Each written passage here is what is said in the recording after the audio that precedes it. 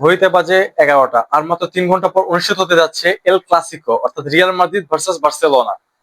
আজকের ম্যাচে হয়তো অনেকে জানেন যে আজকে এল ক্লাসিকো রয়েছে। আজকে রিয়াল মাদ্রিদ বার্সেলোনাতে কোপা ডেল রে ফাইনাল ম্যাচ অনুষ্ঠিত হবে।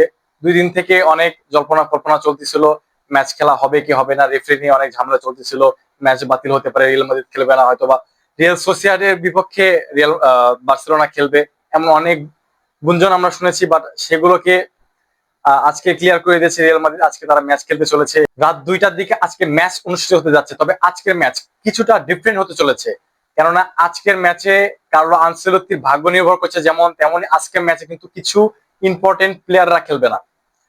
রিয়াল মাদ্রিদে যদিও কিছু ইম্পর্টেন্ট প্লেয়ার রয়েছে, তারা আগে থেকে ইনজুর্ড। নতুন করে কামাভিঙ্গা ইনজুরি হয়েছে, ডেভিড আলাবা ইনজুরি হয়েছিল, সে হয়তো বা কামব্যাক করবে।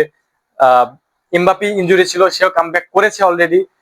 এছাড়া বার্সেলোনাতে যদি বলতে চাই, বার্সেলোনাতে রয়েছে তাদের মেন স্ট্রাইকার রবার্ট লেভানডস্কি কিন্তু ইনজুরি রয়েছে, সে খেলতে পারবে না। এখানে বালদে আগে থেকে ইনজুরি রয়েছিল।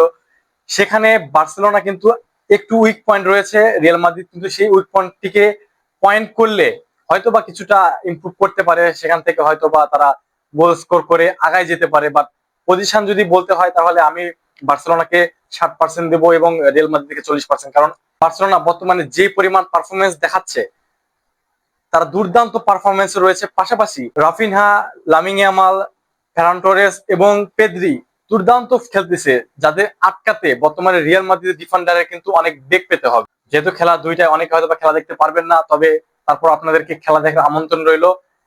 As a Real Madrid fan অবশ্যই আশা করব যে আজকে রিয়াল মাদ্রিদ গত 2টা ম্যাচে যে তারা 9টা গোল হজম করেছে, সেই 9টা গোলের রিভেঞ্জ স্বরূপ হলে আজকে ম্যাচটা হয়তোবা ভালো খেলবে। আমার যতটা প্রেডিকশন, আজকে রিয়াল মাদ্রিদ 3টা গোল দিতে পারে এবং সেইখান থেকে বার্সেলোনা হয়তোবা 3 স্কোর করতে পারে বা 2টা স্কোর করতে পারে। আমি যেহেতু রিয়াল মাদ্রিদ সাপোর্টার, আমি অবশ্যই রিয়াল মাদ্রিদকে এগিয়ে রাখবো এবং আজকে রিয়াল মাদ্রিদের জয় হবে কিনা জানি না, তবে সবার ফেভারিট যে টিমটা আজকে রয়েছে সেটা হলো বার্সেলোনা। এটা আপনি যদি অনলাইনেও দেখেন, অফলাইনেও যদি কারোর সাথে কথা বলেন, সে নিশ্চিন্তে বলতে পারবে পারফরমেন্স বিবেচনায়।